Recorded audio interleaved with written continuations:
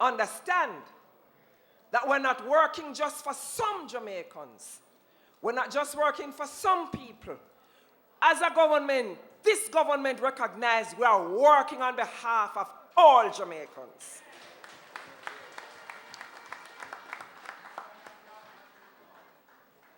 As a matter of fact, we are not checking political color.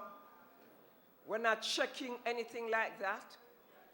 We just see Jamaica in front of us, and we are working for Jamaica and Jamaicans, and with Jamaica and Jamaicans.